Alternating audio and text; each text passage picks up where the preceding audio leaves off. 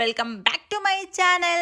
എല്ലാവരും സുഖമായിട്ടിരിക്കുന്നു വിശ്വസിക്കുന്നു. ഞാനും അല്ല ഞങ്ങളും സുഖമായിട്ടിരിക്കുകയാണ്. ഇപ്പം നിങ്ങൾ കണ്ടുകൊണ്ടിരിക്കുന്നത് എല്ലാവരെയും കൂടി ഈ ഒരു മിററിനകത്ത് കൊണ്ടുവന്നിട്ട് ഒറ്റ ഫ്രെയിമിൽ എങ്ങനെ വീഡിയോ എടുക്കാം എന്നുള്ളതിൻ്റെ തത്രപ്പാടാണ് ഗൈസ്.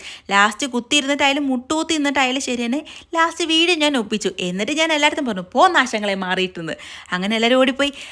പിന്നെ എനിക്ക് പറയാനുള്ള ഒരു കാര്യം, എനിക്ക് എല്ലാവരോടും ഒരുപാട് നന്ദിയുണ്ട് കേട്ടോ. എത്ര നന്ദി പറഞ്ഞാലും തീരില്ലെന്നറിയാം, എന്നാലും നന്ദിയുണ്ട് ഗൈസ്. എന്നെ ഇത്രയും സപ്പോർട്ട് ചെയ്യുന്നതിനും ഇത്രയും സ്നേഹിക്കുന്നതിനും ഒരുപാട് നന്ദിയുണ്ട് കേട്ടോ.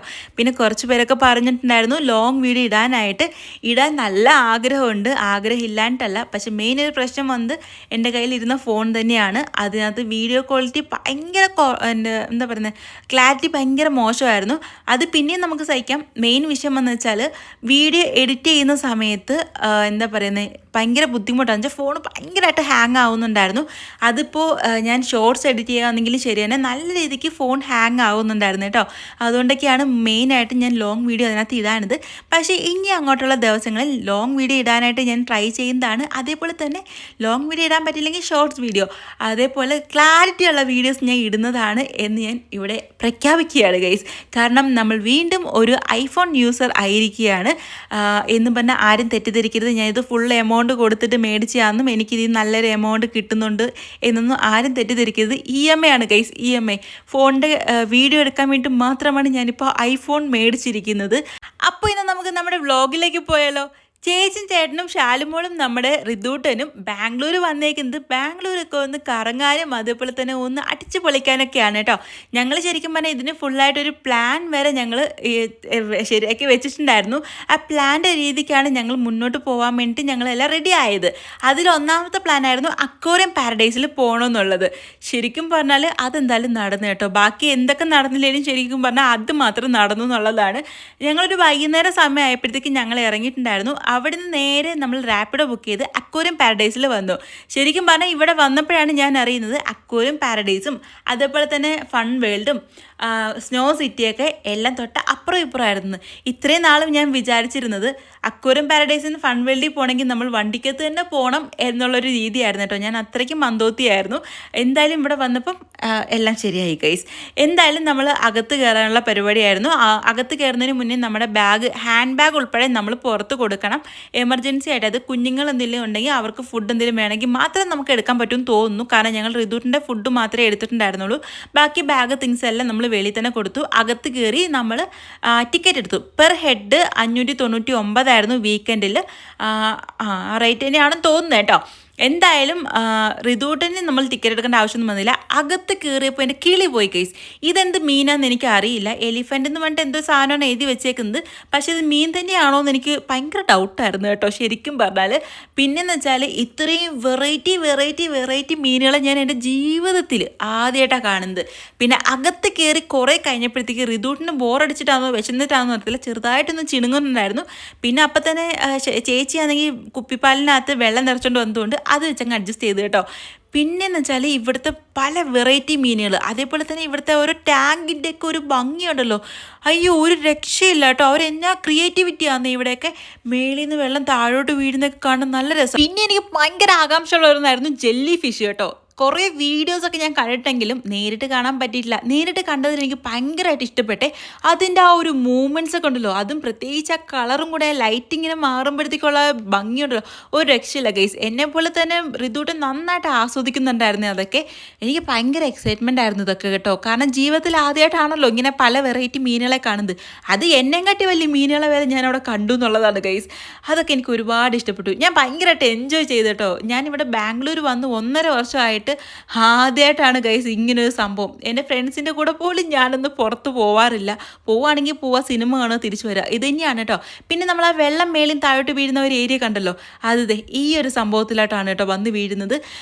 നമ്മുടെ മത്സ്യകന്യക ചേച്ചി അവിടെ ഇരിപ്പുണ്ട്. പിന്നെ ഇവിടുന്ന് തൊണ്ടകീറി അവിടെ അനൗൺസ് ചെയ്യുന്നത് കേട്ടായിരുന്നു, വെള്ളത്തിൽ തൊടാൻ പാടില്ല, ഫ്ലാഷ് ഓൺ ആക്കാൻ പാടില്ല ഫോണിൻ്റെ, അതുപോലെ തന്നെ പിന്നെന്തുമായിരുന്നു, ഗ്ലാസ്സിനകത്തൊന്നും ടച്ച് ചെയ്യാൻ പാടില്ല എന്നൊക്കെ പറഞ്ഞിട്ട്. അതെന്താ അങ്ങനെ പറയുന്നതെന്ന് വെച്ചാൽ എനിക്ക് അറിയില്ല.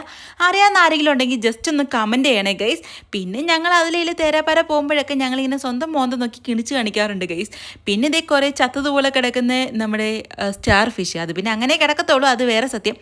ഇത് നമുക്ക് ഈ ഒരു ഏരിയയിൽ നമുക്ക് മീൻ നമുക്ക് ഫുഡ് നമുക്ക് ഫീഡ് ചെയ്യാൻ പറ്റും. ഇത് ആരും കൊണ്ട് അവിടെ ഫീഡ് ചെയ്യുന്നതാണ്, അല്ല ഞങ്ങളത് നോക്കിക്കൊണ്ടിരിക്കുന്നേ ഉള്ളൂ. ഞങ്ങൾ ഫീഡ് ചെയ്യാൻ വേണ്ടി പോയില്ല കേട്ടോ. പിന്നെ നമ്മൾ അവിടുന്ന് അതിൻ്റെ ഭംഗി കണ്ടതിന് ശേഷം നേരെ പോകുന്നത് ടണലിലോട്ടാണ് ഗെയ്സ്. ശാലുമോൾക്ക് ഞാനൊരു നല്ല ടണലിലോട്ട് ഇറങ്ങുന്ന ഒരു വീഡിയോ എടുത്തു കൊടുത്തു. അത് കണ്ടപ്പോൾ എനിക്കിഷ്ടപ്പെട്ടു. ബാക്കിയുള്ളവർക്ക് ഇഷ്ടപ്പെട്ടോ എന്ന് എനിക്കറിയത്തില്ല, എനിക്കിഷ്ടപ്പെട്ടു ഗെയ്സ്. പോയ അവളെ ഞാൻ അതേപോലെ തിരിച്ച് വിളിച്ചിട്ട് ഞാൻ പറഞ്ഞു, മര്യാദയ്ക്ക് എനിക്ക് ഇതുപോലെ വീഡിയോ എടുത്ത് തരാൻ പറഞ്ഞു. അവൾ വീഡിയോ എടുത്ത് തന്നു. പക്ഷേ എൻ്റെ നടത്തിയും നോട്ടവും ശരിയായില്ല. കറക്റ്റ് ഒരു മന്ദോത്തികൾ നോക്കുന്ന പോലെ ഒരു ഫീൽ എനിക്കതിനകത്ത് ഫീൽ ചെയ്തു കേട്ടോ. നിങ്ങൾക്ക് എന്താ ഫീൽ ചെയ്തതെന്ന് പറയണേ. ടണലിനകത്തോടെ നമ്മൾ പോകുമ്പോൾ റൈറ്റ് സൈഡിലായിട്ട് ഫുഡ് കോർട്ട് ഉണ്ട് കേട്ടോ. അതായത് ആ ടണലിനകത്തല്ല, അതിനപ്പുറത്തെ സൈഡിലായിട്ട്. അപ്പം ഞാനിങ്ങനെ വീഡിയോ ഒക്കെ എടുത്തുകൊണ്ട് ഇങ്ങനെ പോയപ്പോഴത്തേക്ക് അവിടെ ഇരിക്കുന്ന ആൾക്കാരൊക്കെ നമ്മളെ ഒരുമാതിരി ഇങ്ങനെ നോക്കുന്നു. അത് കണ്ടപ്പോൾ എനിക്ക് അങ്ങോട്ട് ഇഷ്ടപ്പെട്ടില്ല. അപ്പോൾ ഞാൻ അവരുടെ വീഡിയോ പോലും എടുത്തില്ല. അങ്ങനെ എൻ്റെ വീഡിയോയിൽ നാട്ടുകാരൊന്നും വരണ്ട, എനിക്കത് ഇഷ്ടമല്ല ഗൈസ്. ഇതും പറഞ്ഞിട്ട് ഇനി ഇങ്ങനെ ഞാൻ പറഞ്ഞെന്ന് പറഞ്ഞിട്ട് ഇനി നെഗറ്റീവ് കമൻറ്റ് ഒന്നും ഇടാൻ വേണ്ടി ആരും വരല്ല ഗൈസ്, പ്ലീസ്. എനിക്കതേ പറയാനുള്ളൂ. നമ്മൾ വെറുതെ മറ്റുള്ളവർ ഡിസ്റ്റർബ് ഉണ്ടാക്കാൻ പാടില്ലല്ലോ, ഒരു ഫുഡ് കഴിച്ചുകൊണ്ടിരിക്കുന്നതല്ലേ. പിന്നെ നമ്മൾ അവിടെ നേരെ ഇറങ്ങിയ പാടെ ഞങ്ങൾ പിന്നെ നേരെ പോകുന്നത് അടുത്ത സൈഡിലോട്ടാണ് കേട്ടോ. ഞങ്ങളുടെ പ്ലാൻ ചെയ്തതിൽ രണ്ടാമത്തെ പ്ലേസ്, അതായത് മാൾ ഓഫ് ഏഷ്യ. ശരിക്കും പറഞ്ഞാൽ ഞാനിവിടെ വന്നിട്ട് ഇതാത്ത സംഭവമാണ് ഞാൻ മാൾ ഓഫ് ഏഷ്യയിൽ വരുന്നത്. ഇവിടെ തന്നെയാണ് മറ്റേ ക്രിസ്മസിൻ്റെ ടൈമിൽ ക്രിസ്മസ് വലിയ ട്രീ ഒക്കെ അവരുണ്ടാക്കി വെക്കുന്നത് എന്ന് ഞാൻ കേട്ടിട്ടുണ്ട്. പക്ഷേ ഇതുവരെ വന്ന് കണ്ടിട്ടില്ല കേട്ടോ. പക്ഷേ സത്യം പറഞ്ഞാൽ എനിക്കിവിടെ ഇഷ്ടപ്പെട്ടില്ല ഗൈസ്. ഉള്ള കാര്യം പറയണമല്ലോ, കുറേ സ്റ്റെപ്പുണ്ട് കയറി ഇറങ്ങാനായിട്ട്. അല്ലാതെ ഇവിടെ എന്താ ഉള്ളതെന്ന് വെച്ചാൽ എനിക്ക് ഒരു ഐഡിയ ഇല്ല. ഞങ്ങൾ തേരാപ്പാര അങ്ങോട്ടും ഇങ്ങോട്ടും നടക്കുമായിരുന്നു മെയിനായിട്ട് പറഞ്ഞാൽ. കാരണം കുറേ റീൽസ് ഞാൻ കണ്ടായിരുന്നു, കുറേ അടിപൊളിയായിട്ട് എന്തൊക്കെയോ ഇതിനകത്ത് ഇങ്ങനെ ചെയ്ത് വെച്ചേക്കുന്നതായിട്ടൊക്കെ. പക്ഷേ ഇവിടെ വന്നപ്പോൾ എനിക്കതൊന്നും ഉള്ളതായിട്ട് എനിക്ക് തോന്നിയില്ല ഗൈസ്. സീരിയസ് ആയിട്ട് ഞാൻ പറയാം, മറ്റുള്ളവർക്ക് ഇഷ്ടപ്പെടുമെന്ന് എനിക്ക് അറിയത്തില്ല, പക്ഷേ എനിക്കതങ്ങോട്ട് ഇഷ്ടപ്പെട്ടില്ല. പിന്നെയെന്ന് വെച്ചാൽ ഞങ്ങൾ അവിടെ തേരാപ്പാര നടന്നപ്പോൾ ശാലുമോൾ 5 ഫോട്ടോ എടുക്കുന്നായിരുന്നു. പിന്നെ ചേച്ചി കുഞ്ഞുവാവയ്ക്ക് വേണ്ടിയിട്ട് എന്തോ ലോഷൻ മേടിക്കാൻ വേണ്ടി പോയപ്പം അവൾ അവിടുത്തെ സെയിൽസിന് നിൽക്കുന്ന ചേച്ചിയായിട്ട് കയറി കമ്പനിയായിട്ടോ. ടാറ്റോടൊപ്പം ഫ്ലൈങ് കിസോടൊപ്പൊക്കെ ആയിരുന്നു ദൈവമയോടെ. പിന്നെ അത് കഴിഞ്ഞിട്ട് ഞങ്ങൾ പിന്നെ അവിടെ നേരെ ഞങ്ങൾ വെച്ചു ഓക്കെ ഞങ്ങൾ ഫുഡ് കഴിക്കാമെന്നൊക്കെ വെച്ചു. പിന്നെ ഈ ലൈറ്റ് സെറ്റിങ്സ് ഒക്കെ കാണാൻ കൊള്ളാം.